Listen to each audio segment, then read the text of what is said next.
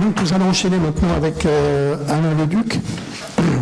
Alain Leduc, je vous appelle vous présenter à tous ici, un urologue, ancien doyen de la faculté Lariboisière Saint-Louis. Donc Alain s'est investi dans l'humanitaire de très longue date, je ne donnerai pas les chiffres, mais de longue date, avec en particulier un investissement dans une très belle ONG qui s'appelle Équilibre et Population. Et puis donc il a poursuivi ça et continué. Il s'est investi donc dans une association de cœur à Claude et moi, donc, que je me répète, Chirurgie Solidaire, dont il est le vice-président. Donc il s'est beaucoup investi au travers de cette association et d'autres, donc dans la formation d'équipes chirurgicales dans les pays en développement, notamment en particulier donc en Afrique de l'Ouest, formation dont il n'a de cesse de souligner pour faire face à la pénurie dramatique de personnel soignant dans ces contextes. Mais aussi, et j'espère qu'il va le faire un peu, parce qu'on aime bien pour ça aussi, il dénonce parfois sévèrement les dérives de l'humanitaire. Et donc, c'est un peu tout ça dont tu vas nous parler, j'espère, Alain. Eh oui, merci. Monsieur le Président, mes chers collègues, cher Claude, cher Pascal,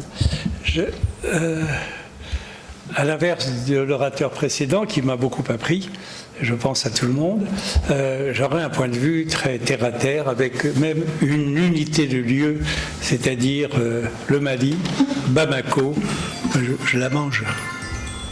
Oui, le Mali, Bamako et l'hôpital du Point G. Je vais vous parler d'un succès et d'un échec dans la recherche de dons de matériel. Donc, il y a une bonne façon de s'y prendre et une mauvaise. J'ai testé les deux. Alors, vous savez, Bamako se situe dans la partie sud-ouest, donc un tout petit peu à l'écart des turbulences qui se localisent actuellement du côté de Tombouctou et de Mopti. C'est pas une région sûre, mais enfin, c'est une région où les activités, notamment de santé, peuvent encore s'exercer correctement. Le Niger traverse cette ville, ce qui donne un certain cachet à la ville. Et il y a, surmontant cette vallée du Niger, il y a deux grandes collines. L'une, c'était le gouverneur général à l'époque de la colonisation française. Maintenant, c'est le président du Mali. Et sur l'autre colline, c'est le centre hospitalier universitaire du Point G. Le Point G n'étant qu'une appellation géographique laissée par la cartographie de l'armée française. Le service d'urologie du Point G à Bamako, je l'ai découvert en 2004. Alors en 2004, ça donnait ceci. Voici un coin de l'hôpital avec des moutons et puis des sacs d'ordures ou d'immondices, enfin je ne sais pas les vérifier, et on trouvait de tout. Et voici un autre endroit où on remarque deux appareils d'hémodialyse qui ont quand même été finalement déclassés. L'un était branché sur des tuyaux d'arrosage type arrosage Gardenia. À l'extérieur, si vous avez vraiment le goût du risque, vous pouvez descendre dans la vallée, à côté du Niger. Avec ces taxis, l'arrivée n'est pas garantie, les accidents sont extrêmement fréquents. Enfin, tout ça est un environnement qui correspondait bien à l'état du service d'urologie. Voici le service d'urologie, sur la petite plaque blanche, il y a marqué urologie. Et ceci est la galerie qui mène aux chambres et au bureau du chef de service. Dans son environnement hospitalier très particulier, enfin assez courant en Afrique, il y avait une équipe de jeunes chirurgiens, hommes et femmes, très prometteurs, très motivés, avec lesquels on rentrait tout de suite en grande sympathie, tant était fort leur désir d'apprendre, de savoir et de se moderniser.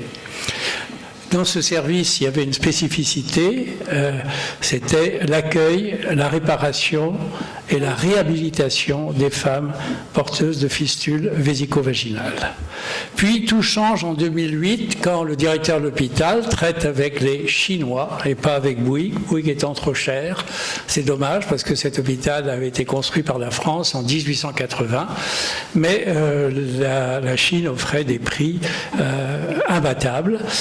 Donc ils ont refait pratiquement tout l'hôpital, et voici le nouveau service d'urologie. Si vous le comparez à l'aspect précédent, vous verrez qu'il y a eu un coup de baguette magique. Fort de ça, je me suis dit qu'on ne pouvait pas laisser la chirurgie au niveau où elle était. Elle était plus qu'essentielle. Par exemple, un petit polype de vessie était détruit en faisant une ouverture suspubienne, en ouvrant la vessie, et par voie à ciel ouvert, on détruisait le polype de vessie. On refermait une fois sur deux, il y avait une fistule vésico-vaginale. Ayant assisté à ça, on ne pouvait pas laisser dans cet état. Donc j'ai fait appel à deux partenaires, l'ONG Équilibre et Population, que tu as cité tout à l'heure, et Olympus Europe. Ça ne nous a pas pris très longtemps. 3 coups de téléphone et une mini-réunion d'1 heure, le problème était réglé, et tout l'appareillage pour opérer du bas appareil urinaire sans ouvrir est arrivé sur place. Donc nous avions fait une formation. Alors vous voyez, premier temps, l'instructeur montre comment faire. Deuxième temps, c'est le copilotage, il tient les mains de celui qui apprend. Et le troisième temps, celui qui apprend est laissé seul avec une évidente inquiétude de l'instructeur. Le service a été glorifié puisque le ministre de la Santé est venu visiter cette acquisition de matériel. C'est la première fois dans un service public au Mali, parce qu'en privé ça existait déjà, apparaissait ce qu'on peut appeler l'endourologie. Nous avons fait un suivi avec 3 formations la première année, et j'ai laissé un numéro d'appel d'urgence qui était que mon numéro de portable. C'est très pratique et ça sert bien. Si on prend les premiers mois, les 6 premiers mois, on voit que 40% de l'activité du service s'est fait par voie endoscopique, avec, vous avez les chiffres, de résection de prostate, enfin de tumeurs de vessie, en évitant la cystostomie, rétrotomie, etc. Donc tout ça allait bien, joie et fierté, la jeune équipe, et vous avez en face de vous un jeune chirurgien qui s'appelle Honoré Berthet, très brillant, et à côté une femme qui est la première chirurgienne urologue au Mali, qui s'appelle Aïssata Samasekou, dont l'histoire est tout à fait typique et extraordinaire d'une jeune africaine qui voulait devenir chirurgien. Alors l'échec, bon, comment faire, voilà, vous allez suivre pas à pas comment réussir un bel échec. Ça prend du temps, hein, c'est 2013-2019. Ayant été pendant longtemps à l'association européenne et présidente de l'Académie européenne pendant des années, j'avais réussi à instaurer l'idée que l'humanitaire avait son intérêt et qu'il fallait que les grandes associations européennes, américaines et internationales fassent une coalition et créer, en fait, pour créer des centres d'endourologie. Tout ça sont des associations urologiques. En mobilisant ces 3 acteurs, si on faisait un rapide calcul, on voyait qu'il y avait d'énormes moyens financiers qu'on pouvait mobiliser, qui servaient à rien d'autre, simplement à dormir, à faire des petits dans les banques. Donc, en 2013, ça y est, la mayonnaise prend, mais elle prend curieusement parce que très vite, ces associations, avec ceux qui les dirigent, montent une extraordinaire usine à gaz. Avec... Et ce n'est qu'une partie de l'organigramme. Global Outreach African Outreach Working Group, enfin Global Philanthropic Committee, International Association of Fils. Et comme ce n'était pas suffisamment compliqué, ils traitent des partenariats avec International Volunteer USA, qui est une énorme ONG de volontaires américaine, la plus grosse au monde, Eurolink, qui est britannique, la POSA en Afrique, et puis les 4 industriels. Voilà, tout ce petit monde en principe est relié par un intérêt commun. En fait, devant tant de complexité, nous insistons pour qu'il y ait un guichet unique. Donc ça, tout le monde comprend. Le guichet unique, c'est la Société internationale d'urologie qui devient l'interlocuteur principal. Normalement, les finances sont abondées par l'association américaine, européenne, internationale, etc. Mais en fait, on s'aperçoit très vite que les portes d'entrée à ce guichet unique sont multiples et que souvent, vous n'avez pas la bonne clé. Donc, vous n'avez pas la bonne porte. Ça prend des années pour pénétrer dans le système. En plus, c'est un système qui évolue d'année en année. C'est très vicieux, avec création de fondations à droite, à gauche. Il faut se méfier des fondations, c'est pire. Ah ben, c'est pas nous qui avons l'argent, c'est la fondation. Laquelle? Ah ben oui, non, c'est pas la nôtre. Enfin bon, je vous en passe les détails. Donc, en plus, quand on défend un dossier, il faut courir dans le monde entier. Montréal en 2013, Stockholm en 2014, Melbourne en 2015, Séoul en 2018. On parcourt le monde avec un petit dossier sous le bras et on assiste à des réunions qui durent 1 heure. On a vraiment l'impression de perdre son temps. Donc c'est 6 ans d'échec. Rien n'a changé à la complexité des démarches. Les dossiers requièrent alors de nombreux avis. On ne sait pas toujours qui donne son avis, mais enfin, nombreux collègues. Et la règle qu'on connaît bien, qui veut que l'efficacité est inversement proportionnelle au nombre de participants, là, vraiment, ça se vérifie. Que faire? Alors, moi, finalement, je me raccroche à Guillaume d'Orange, dit le taciturne, qui parlait peu mais parlait bien, et qui a dit « Point n'est besoin d'espérer pour entreprendre, ni de réussir pour persévérer ». Je me demande si cette maxime est véritablement applicable aux actions humanitaires en Afrique, j'en doute. Mais enfin, je m'y raccroche. Merci.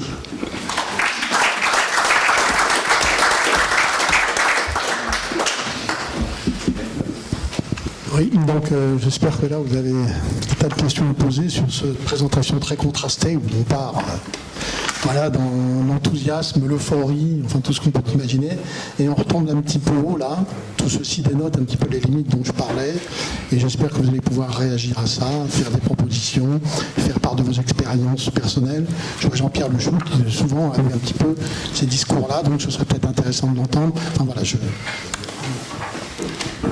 Alors, Patrick Colobi, juste une petite précision sur l'organisation du Global Philanthropic Committee qui est associé l'Association européenne d'urologie, l'Association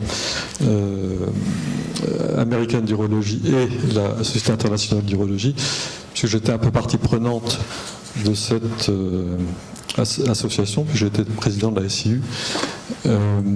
Il est vrai que l'action philanthropique de la SIU était unique à un moment donné, et vu les territoires d'action philanthropique de l'AUA sur un certain nombre de territoires, sur de l'EAU sur le côté anglophone, et le reste du monde entre la francophonie et la Société internationale d'urologie qui avait déjà mis en place des choses, ils se sont réunis pour former le Global Philanthropic Committee. Et chaque société savante donnait 50 000 € au départ, et cet argent était mis dans la fondation de la SIU, qui est indépendante de la SIU. Et à chaque congrès, d'où les différentes villes que tu as citées, Alain, se réunissait le conseil d'administration de ce Global Philanthropic Committee avec un représentant de l'EAU, de l'AUA et de la SIU, donc au Congrès européen d'urologie, au Congrès de la SIU et au Congrès américain d'urologie, d'où ces réunions multiples. Et chaque participant, l'Amérique, les États-Unis, l'Europe et la SIU avaient un territoire qui s'était partagé entre eux. Et donc tu as bénéficié de l'argent que gérait l'EAU et avec donc le représentant Europe Olympus que tu connais bien, qui avait accepté de donner cela. Mais la problématique que tu soulignes, c'est l'absence de suivi de ces projets réels, parce qu'en fait, on voit bien lorsque l'EAU fait ses réunions, Chris Chappell a autre chose à penser que ce petit projet qui arrive sur un plein de choses, et donc c'est une mauvaise gestion du suivi des projets. C'est bien beau de donner de l'argent, mais à un moment donné, il faut effectivement pouvoir suivre les projets et avoir un interlocuteur unique qui permet d'avoir une réactivité. Alors je te répondrai, Patrick, effectivement, tu es un peu dans cette usine à gaz. J'ai toujours pu compter sur toi, tu as été un fidèle soutien, mais ça ne suffit pas. Ben oui. Merci. J'hésite à parler parce que sur ça, je vais entamer ma présentation. Mais moi d'abord, je suis très heureux d'être là à l'Académie et pour moi, on est dans le temple de l'école de chirurgie française. Et elle est demandée dans le monde entier. On s'est réunis avec nos amis médecins du monde, Philippe Marr, Le Chau, chirurgiens solidaires et autres. Pourquoi on s'est réunis? Parce qu'on est à un moment très particulier. Quel est ce moment particulier? Pierre a très bien défini le contexte. Le contexte est extrêmement difficile, sécuritaire, financier, et on peut en rajouter beaucoup d'items rendant les choses impossibles. Nous avons, nous chirurgiens, et notamment l'Académie, on a à disposition un document qui est extraordinaire, qui est l'étude de Lancet. On en a déjà parlé, je crois, dans ces locaux. On sait parfaitement que ce qui tue le plus, ce n'est plus le palu, la tuberculose ou le sida, c'est le non-accès à un plateau de chirurgie. Avec cette dynamique, on s'est réunis parce que je pense qu'il est temps d'avoir une démarche qui est globale, qui, sous le chapeau éventuellement, ou je dirais la symbolique extrêmement forte de l'Académie. Et après, il faut en effet mettre les mains dans le cambouis qui est extrêmement complexe. Et j'expliquerai comment la chaîne a construit des hôpitaux. Et là, c'est vrai qu'il faut des spécialistes, des process. Pour accéder à des financements, comme on l'a fait à Kaboul, de 12 millions d'euros de l'AFD, c'est une usine à gaz effrayante. Et je crois que ce que nous avons un tort collectif partagé.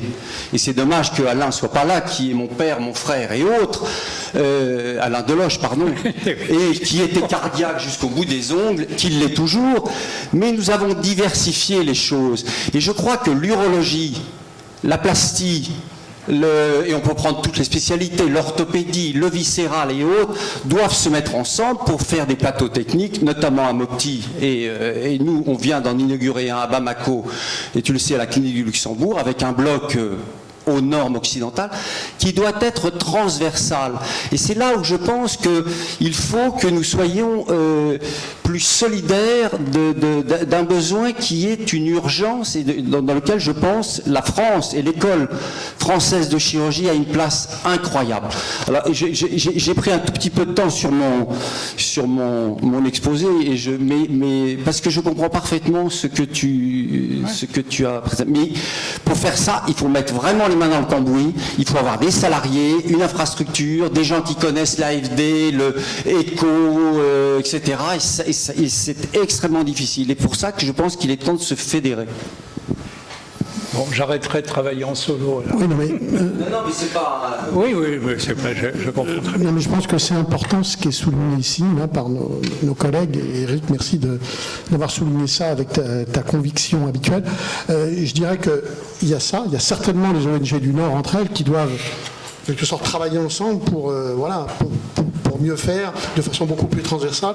Et puis il y a le partenariat des ONG du Nord avec les ONG du Sud. C'est-à-dire qu'on travaille, voilà, il y a cette chose qui est essentielle. On ne peut rien faire sans un partenariat qui se veut équilibré entre les ONG du Nord qui utilisent leurs forces, ou qui... voilà. Mais voilà, je crois qu'il faut aussi insister sur ça. Et j'aurais tellement à en dire que je préfère ne rien dire, ce serait trop long. Oui, Jacques Belghiti.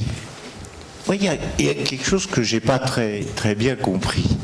Au départ, il y a un pays qui est un pays francophone, des équipes francophones, et une relation privilégiée, même de reprise par rapport à ce qu'avaient fait les Chinois.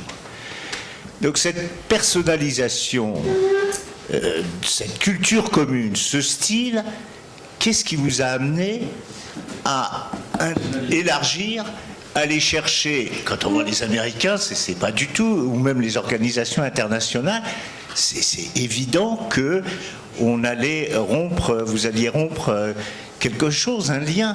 C'est ça que je n'ai pas. Alors, oserais-je dire péché d'orgueil, péché de, je sais pas, qu'est-ce qui... Ah, pas du tout, non, non. Bon, c'était la recherche de fric. C'est tout. Recherche l'argent. J'en ai pas dans mes poches. J'appartiens des associations au grand cœur, mais à la petite bourse. Hein? Mais c'est un petit endroit. Et donc, quand vous voulez lever 40 à 50 000 dollars, vous ne vous tournez pas vers l'association auquel vous n'avez pas le premier sou. Et donc, vous êtes obligé d'aller vers ces associations-là qui ont en écriteau. Nous sommes des humanitaires, nous finançons, ce qui est vrai en partie, nous finançons. Quand vous rentrez dans le mécanisme de recherche de financement, je vous ai donné un aperçu, c'est très compliqué. Et plus c'est gros, plus c'est compliqué. Et comme c'est devenu très gros, c'est devenu très compliqué, mais étant un peu breton de nature, je reviendrai à la charge. Grâce à moi. Oui, Jacques. Tu en appelles à quelque chose qui a été aussi dont Pierre Micheletti a parlé, mais brièvement vu le temps qu'il avait, c'est l'indépendance des organismes d'intervention internationale par rapport au financement. Parce que c'est un sujet qui est clé, ça. C'est-à-dire que maintenant, voilà, le chirurgien qui parle le baluchon sur l'épaule dans un terrain X ou Y où ça ne coûte pas très très cher, ça en est terminé de ça. C'est des programmes de très haut volume qui mettent en jeu des financements extrêmement importants et ça questionne vraiment sur l'indépendance des organismes d'assistance internationale par rapport aux bailleurs. Mais on ne peut pas trop développer ça maintenant, mais je crois que c'est important de souligner cette question. Oui. Je peux intervenir. Oui, Albert Claude Delamou. L'expérience qu'on a au niveau de l'Agence universitaire de la francophonie, dans le soutien aux projets de santé publique, c'est de co-construire très étroitement tous les projets avec le pays qui est la cible de l'action qu'on veut mener.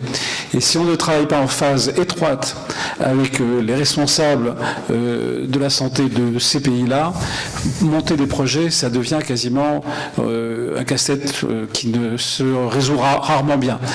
Et en même temps, dans la philosophie que développe actuellement le nouveau patron de l'OMS, Dr Tedros, c'est aussi important, votre projet est peut-être formidable, vous avez beaucoup d'argent, vous cherchez beaucoup d'argent, c'est pas ça qui est important. Le projet, ce qui est important, c'est ce qu'il appelle l'impact assessment, l'évaluation précise, le nombre de patients que vous avez sauvés, que vous avez traités, etc. Et comment vous avez impliqué les acteurs de santé, en particulier les acteurs de santé primaires, de première ligne, pour qu'ils deviennent meilleurs, qu'ils sachent faire un certain nombre de gestes qui vont sauver la vie. Apprendre, je crois que tout à l'heure, il y a une intervention sur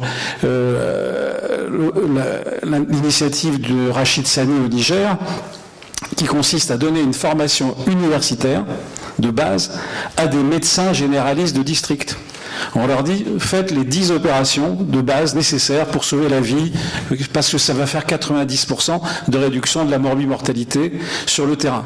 Et s'il n'y a pas des acteurs locaux, certes peut-être avec des plateaux techniques qu'on peut peut-être cofinancer, eh bien on ne peut pas résoudre, parce que le désert dont on parle, qui est souvent on parle de désert médical, mais le désert chirurgical, il est à puissance 100 dans ces pays-là.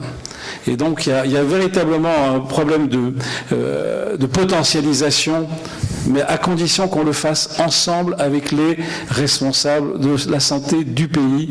On n'intervient pas en parachutant nos idées, il faut qu'elles soient adoptées et métabolisées. Je vous entends très bien, mais je ne me sens pas concerné puisque mon ambition... Non, mais c'est peut-être, vu les difficultés rencontrées, peut-être des solutions concrètes peuvent venir de l'idée, on vient avec un projet, on en discute avec les autorités, avec le directeur général de la santé du pays, et puis après on descend dans l'échelle et on trouve peut-être les moyens de rendre plus effectif le travail qui est nécessaire. Peut-être. Peut-être. Bon. C'est un gros travail et c'est très difficile.